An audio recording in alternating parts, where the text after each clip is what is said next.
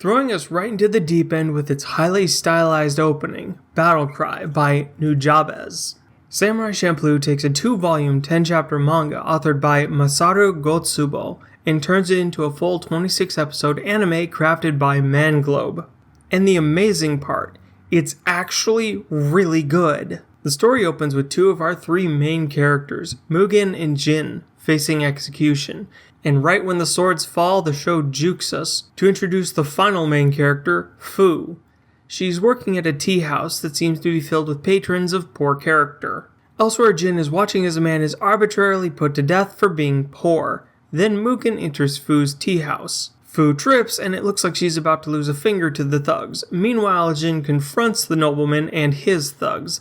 Then the fights start.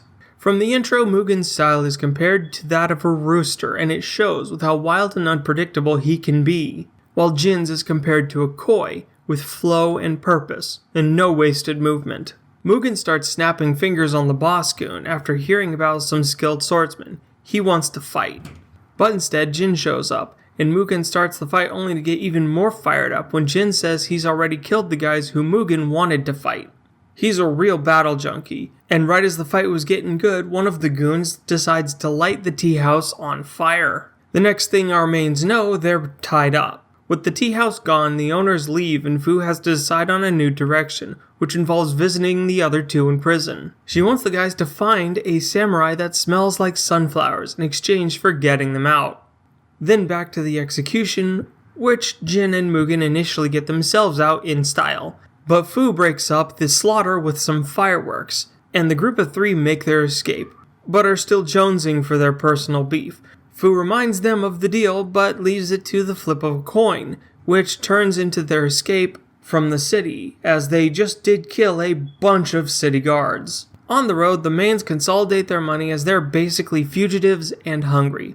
Also, there's a barrage of questions about the man Fu is looking for, but no real answers. Not yet. At a roadside shop, there's a story of an ogre eating people. The party is advised to not travel at night and pointed to a shack where they can stay for free, with another woman following behind them. But the shack is a trap and Fu is kidnapped, while Jin is off having a bath and Mugen seems to have been baited by the other woman. She poisons him and tells him about the kidnapping, while Jin fights an assassin.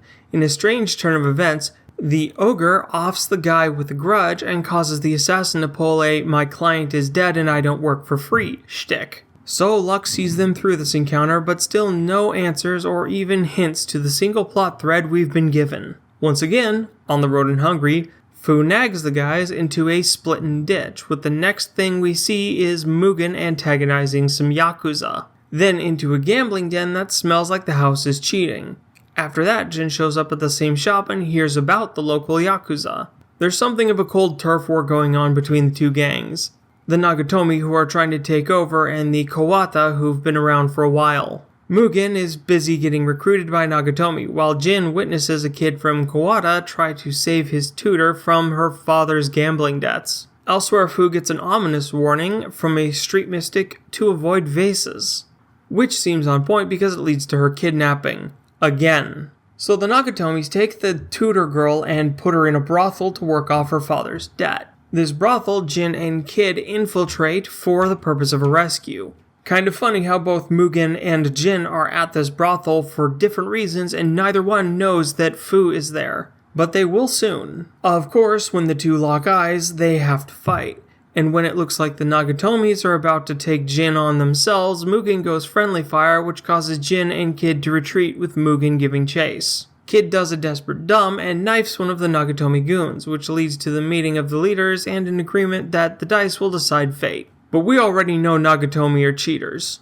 And in some weird twist, Fu is confused for the dice roller. The most tense game of even or odds results in the Kawata boss unsubbing so his kid doesn't have to be punished. Which gets even more tense when Nagatomi takes the kid hostage and Mugen shows up to break the scene. Then the slaughter begins while outside Nagatomi gets team killed.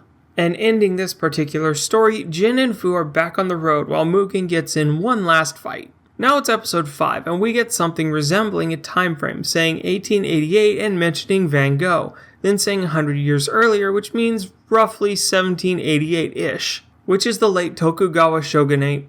with an episode plot about a secret police guy investigating missing young girls in an unnamed city where Fu seems to be caught up with an ink painter. Mugen is picking fights with Yakuza again, and Jin starts a high-stakes game of shogi. The painter asks Fu to model for him, which of course leads to her kidnapping by Yakuza again. Just gonna put it out there, she's 15. And this episode's plot is all about international slave trafficking. But still at the end of it, no real answers.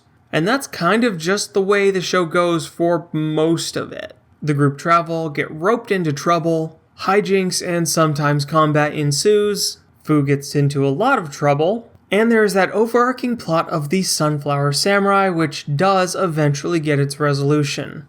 Samurai Champloo aired from May 2004 to March 2005 and has maintained acclaim in the otaku industry for its quality. That's not to say the art direction is amazing. It really isn't. It looks about the same as almost every other early 2000 series in style. But what makes it stand apart is the quality and flow of the animations, as well as the attitude it's given. Often mentioned as the inverse of Cowboy Bebop. Where Bebop is futuristic sci-fi with golden era jazz, Samurai Champloo takes the Tokugawa Japan and flavors it with hip-hop and scratching and splashes of graffiti counterculture.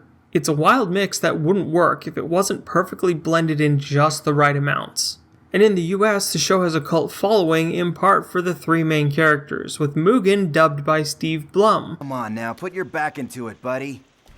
Hi there, I'm back. I won't like the answer, but what are you doing? What's it look like I'm doing? I'm training him. Which is another reason why the series is compared to Bebop so often. While Spike may be suave, but calculating and experienced, almost to the level of a rogue spy, Mugen is very fly by the seat of his pants. He loves fighting strong opponents, he doesn't appear to think ahead at all, and approaches almost every scenario with a very YOLO attitude. But it's really not just Blum. Kirk Thornton dubs Jin and Kerry Walgren dubs Fu. Forget about it. You're shit out of luck. We don't know nothing about Edo. We'll take you wherever you want. Hey, hold on a minute. If you've got time for that, what about the sunflower? A few years back, I used to be known as the Edo Tour Map. Freaking liar. I guarantee you've heard their voices many times before.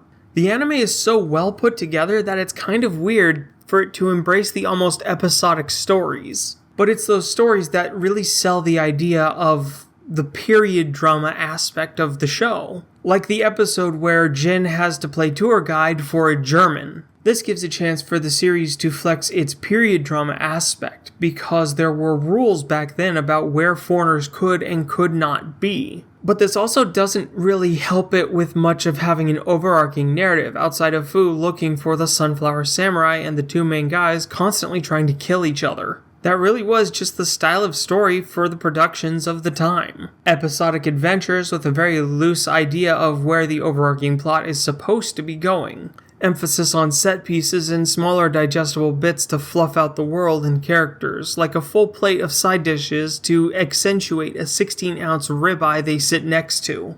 And in a way, that's kind of just how the show had to be created. I mean, there are more than twice as many episodes of anime as there are chapters of the source material. And you can largely think of the anime as an original work to a degree, since that manga really is just so short. Which really worked out well for Manglobe, being one of their highest performing shows, even back when anime was an extremely niche fandom, especially outside of Japan. When it hit American shores, it turned into one of those series that everyone watched, and everyone told everyone else to go watch. It didn't earn any awards for what it was, what it is, but in an ironic Metacritic kind of way, it earned its high rating from its viewers. Because for what it is, it's really, really damn good at it.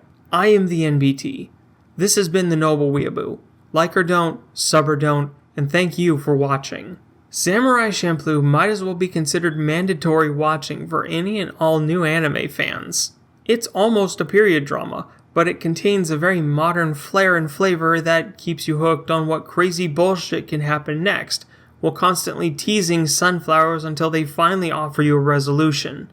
It's not perfect, but it's damn good and evergreen. It holds up even to modern series. If you haven't seen it yet, you're missing out on something really great.